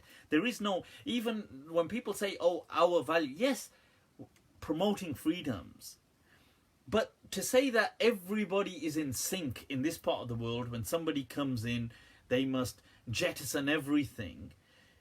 That, once again, it promotes a sense of hatred. I found that to be very kind of like, anybody listening to that would all of a sudden, they're prone to maybe having a fear of Muslims, that, oh my God, Muslims may be like this. And Joe Rogan asks this Gadsard that, can you give an example of what Muslims have that are against our values? And he said, yeah, well, they have the Sharia. And the Sharia is built on having a different law for Muslims and non-Muslims. And he gives the example of, if you murdered a Jew, or if a Jew murdered a Muslim, how would the retaliation work within Islam? And he said, well, Islam says this. Well, first of all, Islam is not a kind of monolithic, Sharia is not a monolithic madhab. There are multiple madhabs. Take that rule as an example very clearly. Imam Abu Hanifa clearly rejected that hadith. And his madhab did not support that. It was one of the Hanafi madhab is what ruled a huge part of the Muslim world for centuries on end, from the Abbasids and the Ottomans, which included Lebanon, where this person was from, in which all people are treated equal.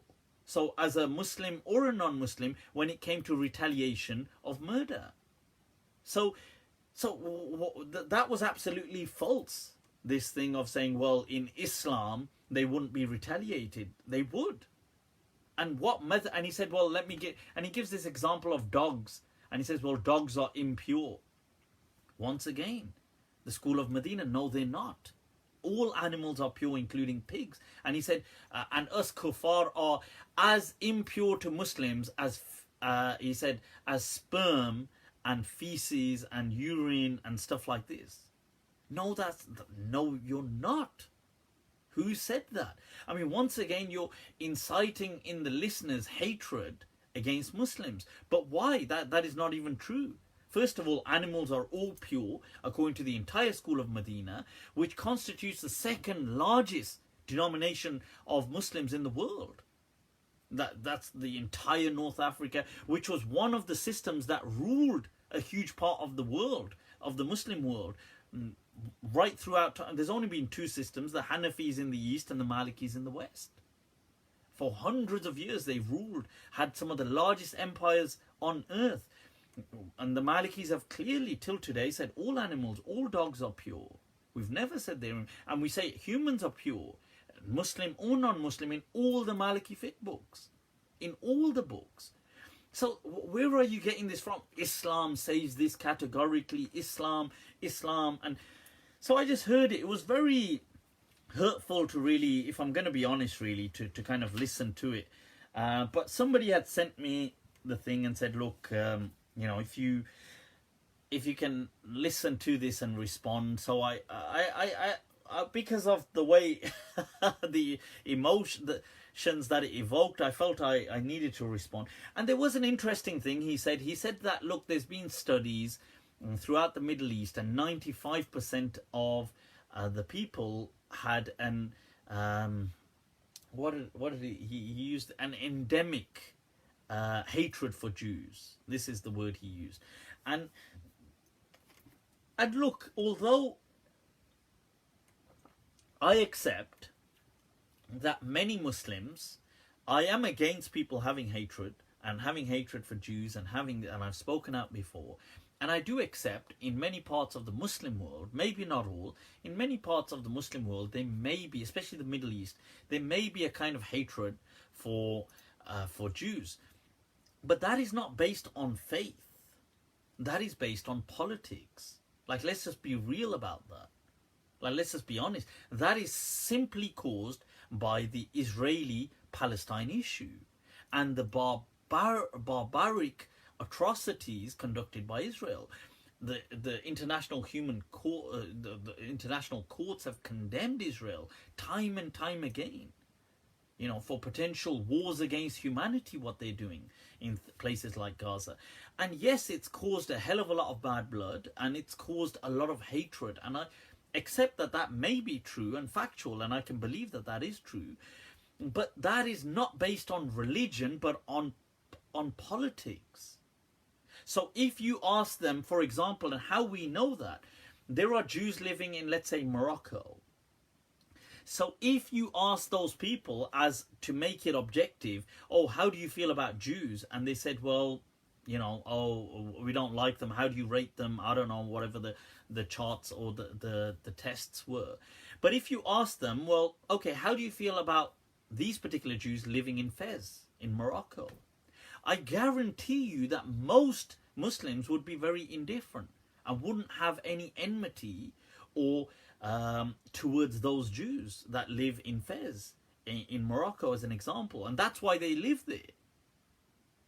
But when you say Jews, the first thing that comes to their mind is Israel. And this is how and that's the fact that the media has primed them, that when you say Jew, they straight away think of Israel, and then the political, socio-political narrative overtakes them. But if you ask them to neutralize that, okay, how do you feel about this Jewish community living in Fez? They'll probably say, we don't feel anything. You know, like, what about them? Do you think they should be chucked out? I guarantee you they would say no. Do you think they should be attacked? They would say no. So it's false saying that they have an endemic hatred for Jews. But I accept that many Muslims, especially in the Middle East, will have an endemic hatred for Israel. But that's because Israel is a terrorist state. And it conducts acts of, on a state level, of terror against a vulnerable people. So people will have, and that's politics. It's not religion. So, yeah, just, you know, this whole thing really, nevertheless, I just had to kind of vent that. But I was really disappointed. I've not watched much of this Joe Rogan, but when I watched that, I thought, come on, like, how could you let that go on in your show like this? I mean, this is, anybody listening, let's just be honest, like, there is a much greater risk of people in the US or the UK turning to, this is probabilities and just based on mathematics alone, turning to the far right extremism movements, then there is the risk of them turning to Islamic extremism. So this fear that, oh my God, Europe and Muslim and America, he used America on several occasions. He said America will become Islamized. It's ridiculous. America's not going to become Islamized. What the hell? The hell are you even on about? But so I mean, that's I wanted to kind of share my thoughts on that. And this thing of saying that, look, and this is the same problem with some ex-Muslims as well, that you see they want to say that Muslims must all accept that this hateful narrative is their Islam, even if they don't want to practice it, that they must accept that. And that's not true, because the Islam is the faith, and the faith is, you could say, it is the interpretation of scholars. Obviously, that's how it's been transmitted. But there are multiple voices. So there are many voices that have challenged other voices throughout the ages. So to say that, no, we must all accept Ibn Taymiyyah, his view on something, when other scholars disagreed with that. we must accept that Islam says you must at all times cut the hand of the thief, when many of the Malikis and the Maliki understanding of Islam disagreed with that. And the Hanafis, according to the Ottomans, disagreed with that. Saying that Islam says there must be a caliphate, when many of the Muslims disagreed with that. Beginning with Dawoodi, the Maliki scholar, coming right through the ages. They disagreed with that. So, you see, it makes it easier for them if all Muslims acknowledge this, that yes, Islam ideologically has all these things. But the truth is, Islam is simply a collection of voices that are saying things, that are transmitting, and they disagree amongst themselves. So to impose one upon the people and say, okay, at least accept that is Islam though, even though you don't, that's not true, because Islam is a narrative. And yes, it can be distorted, but then let's be honest. Look, let's take the American Constitution. The American Constitution was distorted by the Bush administration to conduct acts on what they called enemy combatants, to circumvent human rights when it came to Guantanamo Bay. Now, the point was, they used the American Constitution to do that. So are you going to say the American Constitution is evil? No, you must accept that it's evil. Why? Oh, because the Bush administration used the American Constitution and the Bill of Rights. They used that to justify the... Yeah, but that's... You see, anybody can use anything to justify something. It doesn't mean that is the actual narrative. And likewise, if 99% of Muslims are good, then Muslims are what carry the narrative. So yeah, I mean, I had to say that. Sorry about just that, that rant there, but I just felt that, wow, I can't believe that people so prominent can allow these things to be said, like, very irresponsibly. Right, I'll take a last few questions, people, and then we'll wrap this up. So let's do a rapid round. Any questions? What's going down? What's going on, people? What's going on?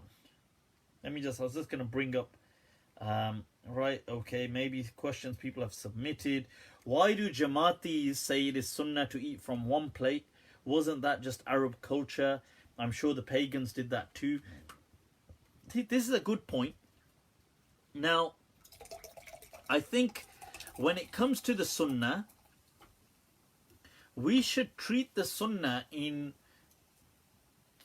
a positive manner, but not as a superstition. And I'll come to that point in a moment, just answering this first. I'll answer this point first. It is not sunnah to eat from one plate. That's true, it's not. Although the Prophet and people may have eaten from a particular plate, a combined kind of plate, so to speak, but that was just the customary practice, and it's also good to share.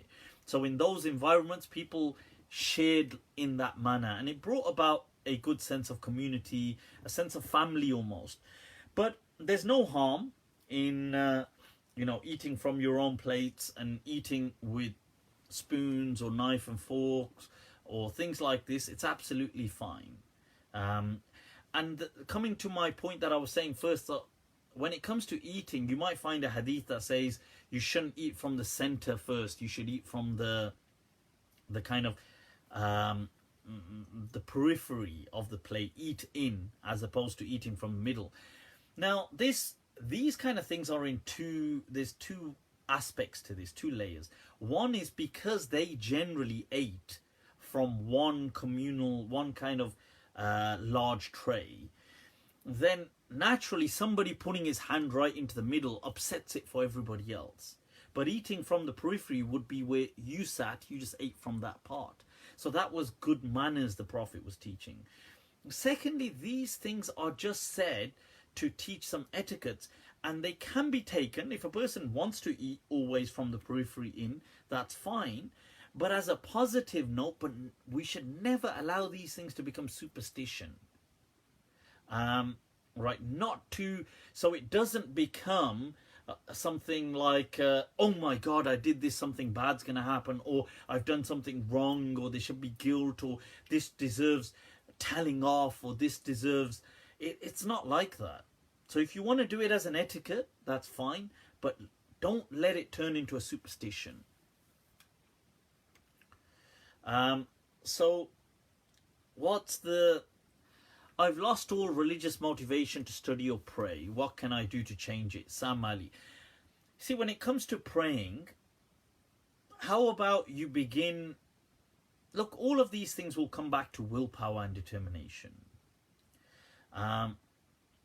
You have to remember, look, let's take a look at this verse of the Quran, where Allah says, مَا خَلَقْتُ الْجِنَّ وَالْإِنسَ إِلَّا لِيَعْبُدُونَ, that I have not created the jinn, and so what we see, and mankind, that now people translate this إِلَّا لِيَعْبُدُونَ, except so that they can worship me.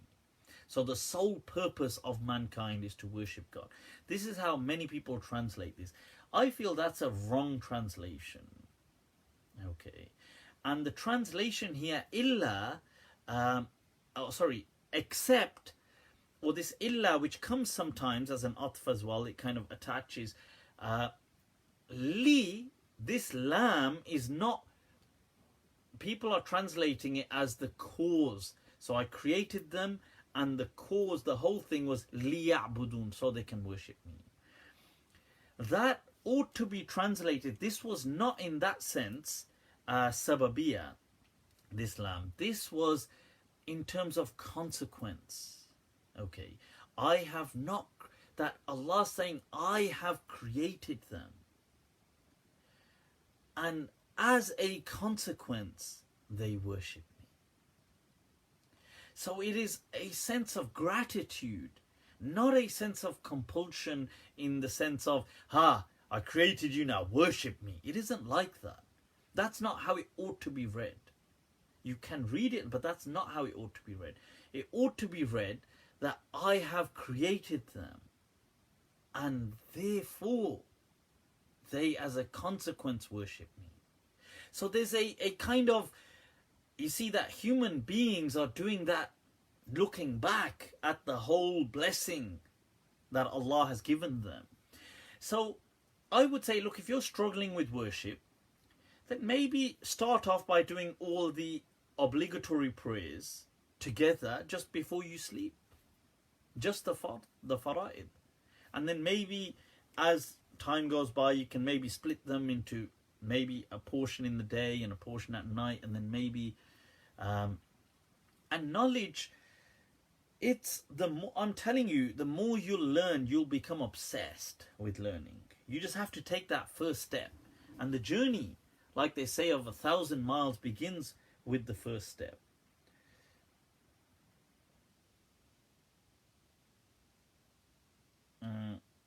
Right, okay.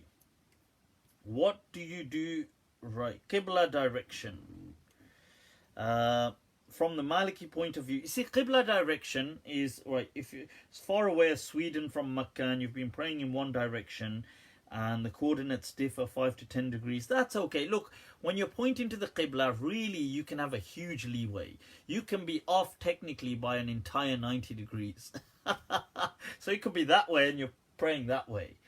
You could be, according to the Maliki school. So the point is, look, don't worry about 10. You know, like sometimes you put your mat down and somebody says, or if somebody is praying, sorry, you're praying in a place and somebody says, no, it's that way. I gotta say, I've done that on a few occasions just to take the mick. I've gone with a straight face. No, I'm sorry, it's that way. The person just can't tell what I've just said. It's just a fraction, just that way. And so, yeah, so nevertheless, it's all good. It's all good. Right. What else? Any quick, rapid questions? Let's see. All right, we've got to wrap this up within a few minutes, people. What do you think about salah sitting in the car? I've said that already. Falling into shirk. Amy has asked, We will not worship idols and things like this. That is true. You see, I think that although we won't worship, you see, this is a very good point. Somebody asked me at the event, at the discussion in Glasgow, that the path to Jannah is paved with hardships. So why do you say that, you know, ease and stuff like this? And I said there, and I'll repeat it here, that look, yes, I agree with you, but we disagree perhaps. I mean, first of all, I said there may be a discussion on the hadith, but let's just take the meaning. I agree with you in its meaning, but we disagree in what hardships means. So you're taking things like let's say you're taking things like, oh, I have to do wudu, I hate doing wudu, I hate praying, that to mean hardships, and that could be interpreted as hardships. But to me, hardship is, and this comes to this question that Amy has asked, that not so easily falling at times of adversity into superstition. It is so hard not to fall into superstition. People, I'm telling you, you know, thinking by removing the blinkers of superstition is not an easy task. Hence, most of mankind so easily fall into some kind of abstract superstitious rituals, even in the West, where there isn't religion, but this thing like, for example, touch wood or this or that, superstitions, reading horoscopes, or doing things like, people need lucky charms or these kind of things, because whereas really the path to Jannah ought to be about just true understanding of Tawheed, of the oneness of the Creator, not falling into these little, what I would call shirky elements of superstition and stuff like this. So although worshipping idols is not a threat, but superstition still remains a strong threat to humans, and Muslims are no mistake. Are 2 female witnesses required in 28? No, they're not. I've answered this. I've got a detailed video on it. Please watch it.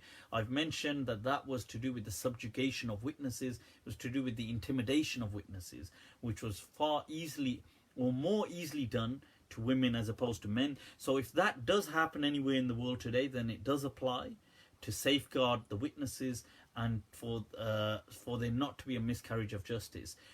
And it would equally apply to men as well. Okay. And no, it's not the case, generally speaking. Please respond to ex-Muslims' post about Juwaidi. I'm not sure what their post is, but sure, I will respond in due time. Right, people, any last 1-2 questions?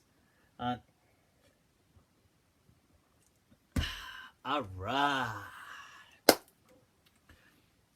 Is it okay to eat meat which is not halal in Christian countries like USA? If it's Christian and stuff like this, and they are heavily Christian, then technically you can, I guess. Although it's always good to have that sense of identity by sticking to halal meat where it's possible. Come to New York. Inshallah, why not? Alright, why not? Doing it, people. You're doing it. Salam after Jummah. I'm not sure what salam after Jummah means. Oh, sorry, salatu salam. Like, what is it? Shamay bazme velak. In a lot of the masjids. I mean, these things are folkloric. People do them. This is really folklore religion. I mean, it's not obviously authentic Islam, but people are going to do it. There's no... I wouldn't kind of throw a fuss about it or anything. Come to Jannah, akhi. Are you just watching my Facebook Live in Jannah? The video on Jesus, it is coming. Don't worry, people, just hang in there. The research is still going on. It's just been, I keep getting interrupted. I need dream interpreting. Don't worry about it. You just need a good night's sleep and some good dreams. Don't worry about it, people. Views on intercession. Intercession, as in asking the dead to help you. See, this is superstition, all of this stuff. Any evidence that men don't need to keep beards? I've got a video clip on beards. It's all there. We don't need evidences for don'ts, by the way. We need evidences for do's and musts. As in when it comes to obligations. So you don't say, what is your dalil that we don't need to keep a beard? That's not how it works. That's illogical and irrational. So what you say is, where is your evidence? Because by default, nothing stands. So by default, you can do whatever you like. Now you need clear-cut evidence, overwhelmingly, it must be conclusive in order to overrule that law of default, which is called al-asl fil ashya' al-ibaha. So now there isn't any compelling evidence that men must grow their beards like that. But I've got a whole detailed video, you can watch that. Right, so difference between Mutah and Misyar, I've answered that before. It's basically, Misyar is like the Sunni version of, it's like a kind of botched up version of Mutah. Misyar is simply a low commitment marriage that is practiced, and they've given it the name Misyar. It's like a slang term, I think.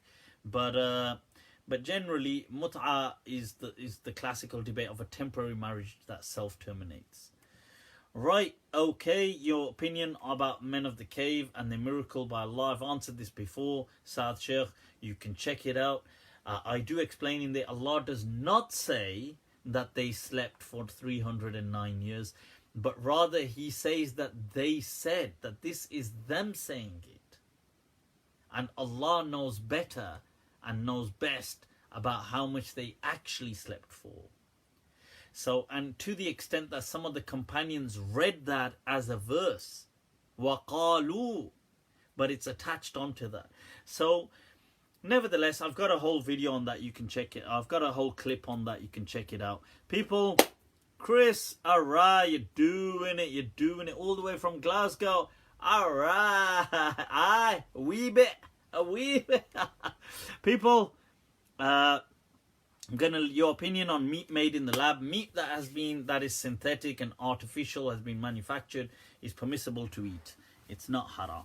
Right, people, I'm gonna leave you with that. Will this be on YouTube? Hell yeah, inshallah. Right, folks, any questions, you can reach out to me, Facebook Messenger, Snapchat, any of those things. Right, just before I go, I'd heard today the tragic news of Sheikh Haroon Hanif, who's from the UK, from Liverpool, and that his young, relatively newborn, I think a few months old daughter, Badriya, had passed away.